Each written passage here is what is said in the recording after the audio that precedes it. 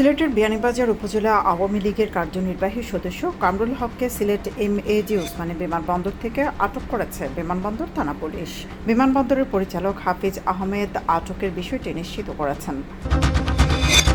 বিয়ানীবাজার সরকারি কলেজের উপাধ্যক্ষ প্রফেসর মোহাম্মদ তারেকুল ইসলাম প্রাথমিক ও উচ্চ মাধ্যমিক শিক্ষা বোর্ড সিলেটের সচিব পদে পদায়ন পেয়েছেন। বৃহস্পতিবার শিক্ষা মন্ত্রণালয়ের মাধ্যমিক ও উচ্চশিক্ষা বিভাগের এক বিজ্ঞপ্তিতে তাকে এ পদে পদায়ন করা হয়। কানাইঘাটে এক বুদ্ধি প্রতিবন্ধী তরুণীকে ঘর থেকে তুলে নিয়ে সংঘবদ্ধ ধর্ষণের অভিযোগে ৩ জনকে গ্রেপ্তার করেছে পুলিশ। শুক্রবার সকালে গ্রেপ্তারকৃতদের আদালতে সোপর্দ করা হয়। সিলেট কৃষি বিশ্ববিদ্যালয়ের স্বীকৃতি ইতিহাসে যুক্ত হল আরেকটি গুরুত্বপূর্ণ অধ্যায়। বিশ্ববিদ্যালয়ের শিক্ষার্থী, শিক্ষক, কর্মকর্তা ও কর্মচারীদের দাবির প্রেক্ষিতে নির্মিত প্রধান ফটক জুলাই ৩৬ গেট এর উদ্বোধন করা হয়েছে।